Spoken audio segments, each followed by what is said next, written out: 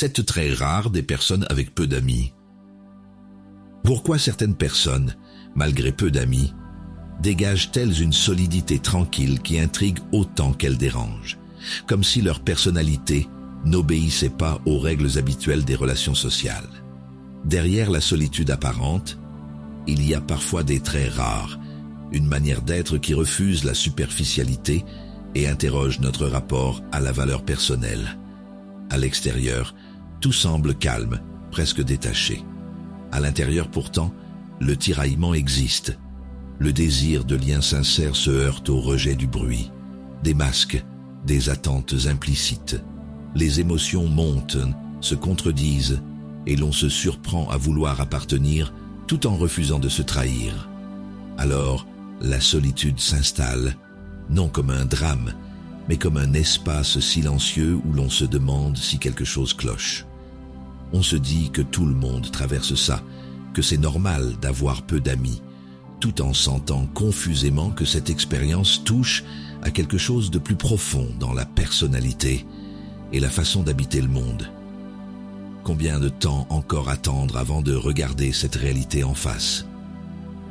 Continuer à croire que le problème vient d'un manque, ou accepter l'idée qu'un autre cadre de lecture est nécessaire.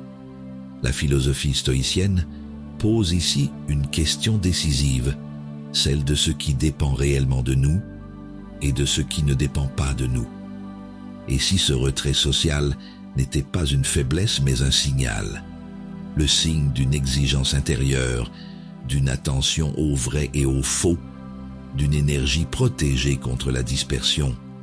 Avoir peu d'amis peut révéler des traits rares, une capacité à choisir la profondeur plutôt que l'approbation, la mission plutôt que la distraction. Épictète le résumait ainsi en disant que ce qui trouble les hommes, ce ne sont pas les choses, mais les jugements qu'ils portent sur les choses. Sur la chaîne Le Stoïcisme révélé, nous explorons ces jugements, cette manière stoïcienne de comprendre la solitude, la personnalité et les relations sociales, pour retrouver une stabilité qui ne dépend pas du regard des autres. Si ces mots font écho à ton expérience, abonne-toi à notre chaîne Le Stoïcisme révélé pour approfondir cette voie intérieure. Laisse-nous un like sous cette vidéo pour soutenir ce travail. Partage en commentaire ce que signifie pour toi avoir peu d'amis et transmets cette réflexion à quelqu'un qui pourrait en avoir besoin. Posons notre regard sur la première vertu, se sentir à l'écart avec peu d'amis, sans douter de sa valeur. Il arrive que l'on se demande pourquoi la vie semble nous placer à distance des autres. Pourquoi, malgré nos efforts sincères, nous avons peu d'amis alors que notre cœur, lui, aspire à des liens vrais. Cette question bouscule l'image que la société projette sur la réussite relationnelle. Le stoïcisme invite ici à déplacer le regard, et si cette mise à l'écart révélait non pas un manque, mais une profondeur de personnalité encore mal comprise. Dans un contexte de travail, tu observes les groupes se former autour de discussions légères. Les rires fusent, les gestes sont familiers, mais toi, tu restes en retrait, partagé entre le désir de t'intégrer et le besoin de préserver ton énergie intérieure. Tu ressens ce léger pincement dans la poitrine qui murmure « Suis-je trop différent ?» Pourtant, au fond de toi, une part sait que ce silence n'est pas vide. Il te protège. Marc Aurèle enseignait « Cherche ton bien dans ta propre raison. Celui qui dépend des autres est esclave du hasard. » Ces mots rappellent que notre valeur ne se mesure pas au nombre de présences autour de nous, mais à la qualité du lien avec nous-mêmes. Le sage stoïcien apprend à distinguer ce qui dépend réellement de lui, ses pensées, ses jugements, son attitude face à la solitude. Ce recul n'est pas du mépris social, c'est un acte d'autonomie intérieure. Tu peux accueillir cette sensation d'isolement sans la transformer en blessure. Il est légitime de ressentir un manque quand les relations se font rares ou superficielles. Mais au lieu de te juger pour cela, observe simplement ce mouvement émotionnel comme un nuage qui passe. Ce calme lucide ouvre la voie vers une forme plus noble de stabilité personnelle. Sénèque disait « Celui qui se suffit à lui-même est riche non par isolement, mais par liberté ». La direction pratique ici consiste à cultiver ton centre, plutôt qu'à courir après l'approbation extérieure. C'est là qu'intervient la philosophie stoïcienne, apprendre à te connaître profondément, afin que tes relations deviennent un choix conscient et non une fuite du vide intérieur. Ces rares qualités se construisent dans le silence, plus que dans le tumulte. Le soir venu, loin du bureau et des regards professionnels, tu partages un moment simple avec ta famille. Tu écoutes sans chercher à plaire ni à impressionner. Tu es juste présent, attentif, apaisé. Ce changement subtil étonne les tiens. Ils sentent ton calme nouveau. Cette sérénité naît du fait que tu ne cherches plus ta valeur dans leurs réactions. La transformation s'installe doucement, invisible pour les autres, mais éclatante pour ton esprit. Ainsi commence le chemin vers une force tranquille, celle qui naît quand on cesse de se définir par son entourage. La solitude devient alors un espace d'affermissement et non une punition. Tu n'as pas moins de valeur parce que tu as peu d'amis. Tu as simplement choisi une autre mesure du lien humain, celle du vrai plutôt que du nombreux. Et c'est sur cette base solide que s'ouvrira naturellement la deuxième vertu. Explorons la deuxième vertu.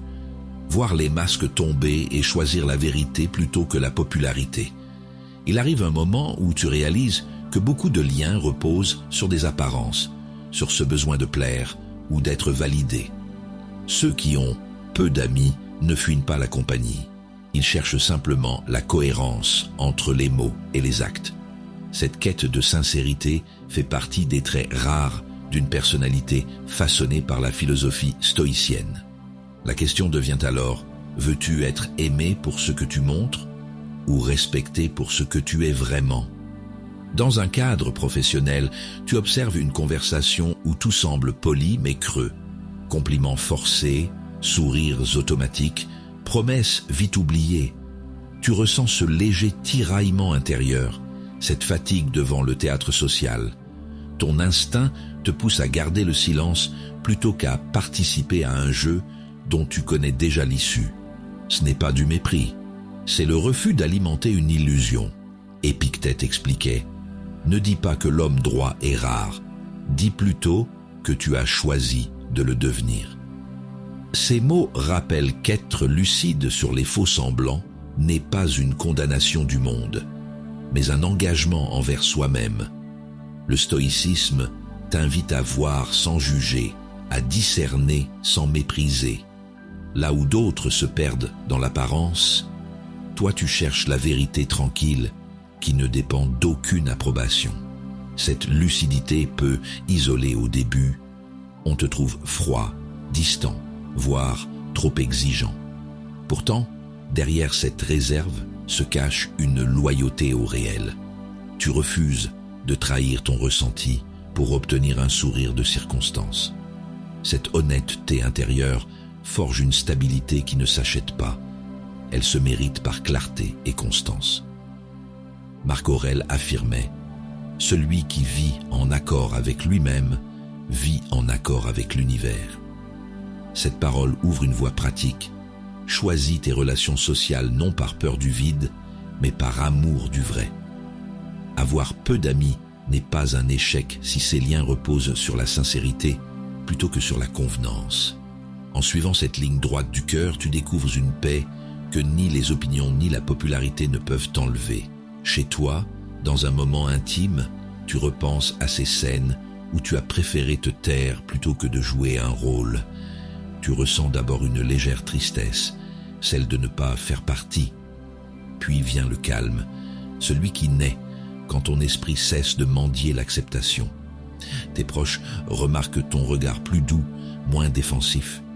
Non parce que tu changes pour plaire, mais parce que tu as cessé de lutter contre ta nature. Ainsi s'affirme peu à peu cette deuxième vertu.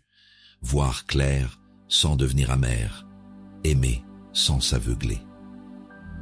La solitude n'est plus fuite, mais sélection naturelle des âmes compatibles avec ta vérité intérieure. Et dans cette clarté naît une force tranquille, celle qui prépare doucement la vertu suivante, apprendre à préférer le silence à la dispersion des mots et des visages passagers. Prenons le temps de la troisième vertu, préférer le silence à la dispersion dans les relations sociales. Il y a un moment où tu ressens que trop de paroles vides t'épuisent. Les conversations se succèdent sans profondeur et ton esprit aspire simplement à une respiration intérieure. Ceux qui ont peu d'amis comprennent instinctivement cette nécessité. Ils choisissent la densité du silence plutôt que la légèreté du bruit. La philosophie stoïcienne pose alors une question simple: comment préserver son calme dans un monde qui confond agitation et vitalité? Dans un café animé, tu écoutes des échanges faits de rires et d'opinions rapides. Les visages s'enchaînent, les sujets changent sans lien, et ton regard se perd dans ce mouvement continu. Tu sens ce tiraillement entre le désir de participer et le besoin de te retirer pour ne pas te disperser. À cet instant précis, tu comprends que ton tempérament n'est pas froid. Il est sélectif. Sénèque disait « Le bavardage vide épuise l'âme autant qu'une course inutile épuise le corps ». Ce constat éclaire la fatigue intérieure qui naît quand on se force à parler sans nécessité. Le stoïcisme enseigne à orienter son énergie vers ce qui a du sens. Des paroles mesurées, des gestes choisis, une attention volontaire. En limitant les échanges superflus, tu ne fuis pas les autres, tu protèges ta paix. Cette retenue n'est pas une fermeture mais une discipline du cœur. Tu apprends à écouter avant de répondre, à laisser naître le silence comme un espace d'observation plutôt qu'un vide gênant. L'émotion première, cette peur d'être jugé distant, se transforme en lucidité douce. En réalité, c'est ta personnalité qui s'affirme. Claire, posée, peu disposée à gaspiller son énergie émotionnelle. Épictète disait « Celui qui veut être libre apprend d'abord à ne pas parler inutilement ». Ces mots tracent une voie pratique, choisir ses mots comme on choisit ses compagnons. Dans les relations sociales, cette attitude semble étrange au début. Certains te croient indifférent. Pourtant, c'est l'un des traits rares des âmes ancrées dans la philosophie stoïcienne. Parler avec intention plutôt qu'avec impulsion. Chez toi, dans un moment intime, tu ressens les bienfaits de ce recentrage. Moins de bruit extérieur signifie plus de clarté intérieure. Ton esprit se détend naturellement. Tu redécouvres la valeur d'une parole sincère, offerte sans contrainte ni recherche d'approbation. Tes proches sentent cette sérénité nouvelle, non pas une distance froide, mais une présence apaisée. Ainsi s'exprime la troisième vertu, préférer le silence fécond à la dispersion sociale. Ce calme n'est pas retrait, mais maîtrise consciente de soi. Il t'invite à poursuivre sur ce chemin où chaque choix devient un acte intérieur cohérent avec ta nature profonde. Et c'est sur cette base solide que s'élèvera bientôt la prochaine étape, résister au groupe pour garder ton jugement libre. Allons à la rencontre de la quatrième vertu. Résister au groupe pour garder son jugement libre. Il vient un moment où l'on comprend que penser par soi-même a un prix. Ceux qui ont peu d'amis le savent. Refuser la conformité peut isoler, mais c'est aussi ce qui préserve leur intégrité. La philosophie stoïcienne rappelle que la vraie liberté ne consiste pas à suivre la majorité, mais à rester fidèle à sa raison droite. Alors, comment demeurer soi-même quand le groupe impose subtilement ses codes et son rythme? Dans un environnement de travail, une discussion s'anime autour d'un sujet à la mode. Tu écoutes, tu sens monter cette tension douce entre ton opinion sincère et le désir instinctif de ne pas déranger. Tes mains se crispent sur ton carnet, ton souffle se fait plus court. Ce moment où l'on hésite entre authenticité et confort social. Finalement, tu choisis le silence plutôt que le mensonge, conscient que cette retenue te coûte une part de reconnaissance immédiate. Sénèque disait « Ce n'est pas parce qu'ils sont nombreux à se tromper qu'ils ont raison. Cette phrase éclaire la force intérieure nécessaire pour ne pas céder à la pression collective.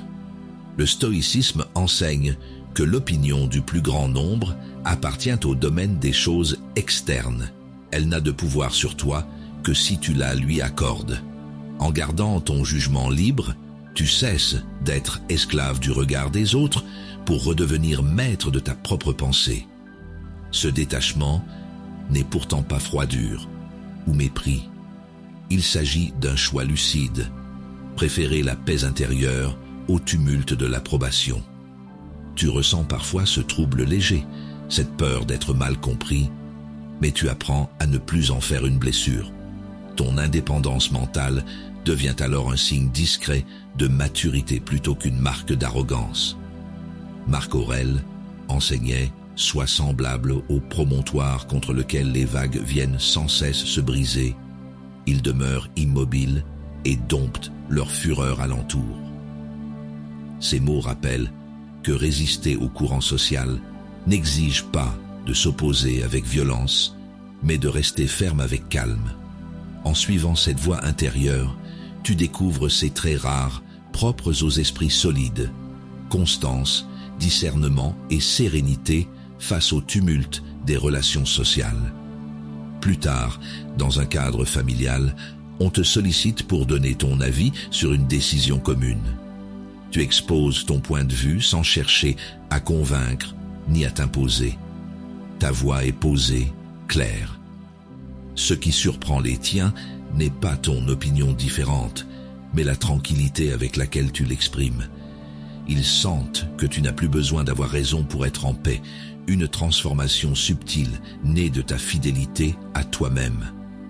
Ainsi se révèle cette quatrième vertu: savoir dire non sans colère et oui sans faiblesse. Résister au groupe n'est pas rejeter les autres, c'est préserver son centre quand tout vacille autour. Cette force tranquille ouvre naturellement vers la prochaine étape du chemin stoïcien, celle où le devoir intérieur devient plus fort que les invitations extérieures, guidant chaque choix vers une mission profonde plutôt qu'une distraction passagère. Gravissons la cinquième vertu: sacrifier les invitations pour servir une mission intérieure. Il arrive un moment où tu comprends que chaque oui donné à l'extérieur est un non à quelque chose de plus profond en toi. Ceux qui ont peu d'amis ne fuient pas la compagnie. Ils choisissent simplement de préserver leur énergie pour ce qui compte vraiment.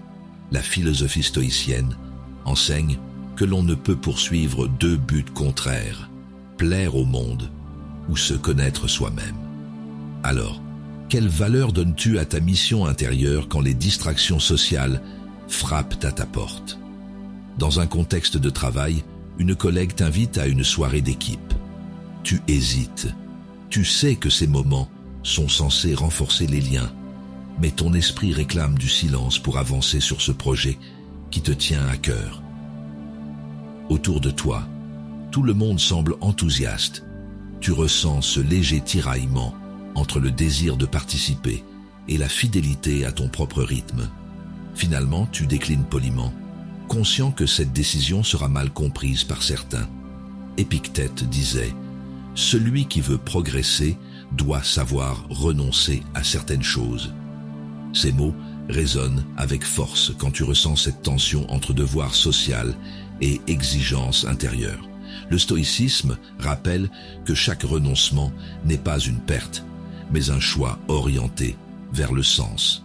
En refusant la dispersion, tu redonnes à ton temps sa dignité. C'est ainsi que naissent les traits rares des âmes solides. Tu peux ressentir un pincement après coup, cette impression d'avoir raté quelque chose. C'est normal. L'humain aspire naturellement au lien et redoute d'être oublié. Mais si tu observes ce trouble sans jugement, il se transforme en clarté. Ce que tu as choisi n'est pas l'isolement, mais la cohérence. Ce calme lucide marque le passage d'une simple préférence à une véritable discipline intérieure. Marc Aurèle affirmait « Ce qui importe, ce n'est pas le bruit des applaudissements, mais la justesse de tes actes. » Cette phrase t'invite à mesurer tes décisions, non au regard des autres, mais selon leur alignement avec ta raison droite. Avoir peu d'amis n'est pas un manque, mais une conséquence naturelle de ce recentrage sur l'essentiel. En suivant cette voie stoïcienne, tu découvres qu'il vaut mieux peu de voix sincères autour de soi qu'une foule bruyante sans profondeur. Chez toi, dans un moment intime, tu ressens les bienfaits silencieux de ce choix. Ton esprit est clair, ton corps apaisé. Cette soirée passée seule t'a permis d'avancer sur ce projet qui nourrit ton âme plutôt que ton ego. Un proche te remarque plus présent dans tes gestes simples, moins dispersé, plus enraciné dans ta mission personnelle. Ce changement subtil étonne. C'est la preuve tangible qu'un refus conscient peut engendrer plus de paix qu'une acceptation automatique. Ainsi s'élève la 5e vertu. Comprendre que chaque invitation déclinée peut être une offrande faite à ta propre construction intérieure. Servir sa mission n'exclut pas les autres. Cela remet simplement l'ordre juste des priorités. Et dans cette hiérarchie paisible naît une joie rare, celle d'être fidèle à soi sans arrogance ni repli. Sur cette base solide pourra fleurir la vertu suivante, celle du calme miroir qui éclaire sans juger et dérange sans blesser. Écoutons ce que dit la 6e vertu. Devenir un miroir calme qui dérange sans attaquer. Il existe une forme de présence silencieuse qui met les autres face à eux-mêmes. Ceux qui ont peu d'amis le savent. Leur tranquillité intérieure peut susciter de l'inconfort, comme si leur simple stabilité révélait les failles environnantes. Ces traits rares naissent souvent d'une fidélité à la vérité plutôt qu'à la convenance. La question stoïcienne devient alors: comment rester paisible quand notre sérénité dérange? Dans un cadre de travail, tu remarques qu'un collègue t'évite depuis quelque temps. Tu n'as rien dit ni fait de particulier. Simplement, tu restes calme pendant que d'autres s'agitent. Lors d'une réunion, une tension flotte dans l'air. Tes silences sont perçus comme des jugements, ton regard posé comme une critique. Tu ressens ce malaise subtil, non pas parce que tu rejettes les autres, mais parce que ta retenue leur renvoie leur propre agitation. Épictète disait « Ce n'est pas l'insulte qui blesse, mais l'opinion que nous en avons. » Ces mots rappellent que la réaction des autres ne t'appartient pas. Le stoïcisme enseigne à ne pas se troubler du jugement extérieur. Il s'agit d'un phénomène interne à celui qui le produit. Ton calme agit comme un miroir neutre. Il ne juge pas, il reflète seulement. Ainsi, ta paix intérieure devient une leçon silencieuse pour ceux qui te côtoient, non? Tu peux ressentir parfois un léger chagrin devant ces malentendus. On te croit distant ou orgueilleux, alors que tu cherches seulement l'authenticité et la justesse. Mais au lieu de lutter pour corriger cette image, tu apprends à accueillir ces projections comme des reflets du monde et non de toi-même. Cette lucidité bienveillante transforme le trouble en compassion tranquille. Sénèque affirmait « Le sage n'est pas celui qui échappe aux tempêtes, mais celui qui demeure debout sous la pluie. » Ces paroles te rappellent que ton rôle n'est pas de plaire à tous, mais d'incarner la cohérence intérieure prônée par la philosophie stoïcienne. Tu peux continuer à agir avec douceur même quand ton calme dérange, car c'est ainsi que se manifeste ta force véritable, ferme mais sans agressivité. Plus tard, dans un moment familial, un proche s'emporte contre toi pour ton manque supposé d'émotion. Tu écoutes sans t'interrompre puis réponds avec simplicité et respect. « Je comprends ce que tu ressens. » Cette phrase désamorce soudain la tension. Ton interlocuteur baisse la voix, surpris par ton absence de défense. Là où autrefois tu aurais réagi par justification ou fuite, tu offres désormais le reflet paisible d'une conscience apaisée. Ainsi s'accomplit cette 6e vertu, être miroir sans tranchant et présence sans domination. Dans les relations sociales, ta sérénité devient un enseignement vivant, non pour montrer ta supériorité, mais pour rappeler qu'on peut être fort sans bruit et juste sans colère. Cette attitude ouvre naturellement vers la dernière étape du chemin stoïcien, aimer les liens humains sans dépendre d'eux et trouver enfin la paix durable dans cette liberté bienveillante. Clôturons avec la dernière vertu, aimer la relation sans dépendre et trouver la paix. Il existe une forme d'amour qui ne cherche ni possession ni approbation. Ceux qui ont peu d'amis connaissent cette tension entre le besoin de lien et la peur de se perdre dans l'autre. La philosophie stoïcienne enseigne que la vraie affection se mesure à sa liberté. Aimer sans s'attacher aux résultats, offrir sans attendre un retour. La question devient alors, comment vivre les relations humaines sans en faire la source unique de sa stabilité intérieure? Dans un moment intime, tu échanges avec quelqu'un que tu apprécies profondément. Une discussion s'envenime sur un malentendu et ton cœur se serre. Tu sens le poids du silence, l'envie de tout réparer immédiatement pour ne pas être rejeté. Pourtant, quelque chose en toi résiste à cette panique familière. Tu observes cette émotion comme un témoin bienveillant. Elle ne te définit plus entièrement. Sénèque disait « Celui qui dépend du bonheur d'autrui perd aussitôt le sien ». Ces mots rappellent que l'attachement excessif est une forme subtile de servitude. Le stoïcisme t'invite à aimer activement, mais sans conditionner ta paix à la réponse de l'autre. Dans cette distance lucide naît une forme d'amour plus pure, celle qui respecte autant qu'elle chérit. Tu peux ressentir encore des vagues d'inquiétude quand les liens vacillent. C'est normal. L'humain n'est pas fait pour l'indifférence, mais pour la mesure. En observant ces élans sentis noyés, tu découvres qu'aimer librement n'est pas moins intense, c'est simplement plus vrai. Cette clarté émotionnelle transforme ta solitude en espace de respiration plutôt qu'en manque à combler. Marc Aurèle affirmait « Aime les hommes, mais souviens-toi qu'ils sont mortels comme toi. » Ce rappel t'ancre dans une réalité paisible. Chaque lien est précieux précisément parce qu'il est fragile. En suivant cette voie intérieure issue du stoïcisme, tu apprends à goûter les relations sociales sans t'y attacher désespérément. Ces traits rares font de toi une présence apaisée plutôt qu'une dépendance déguisée. Plus tard, au sein de ta famille, une tension s'élève autour d'une décision commune. Autrefois, tu aurais voulu convaincre ou céder par peur du conflit. Aujourd'hui, tu écoutes calmement, cherchant non pas à avoir raison, mais à comprendre. Ton attitude surprend.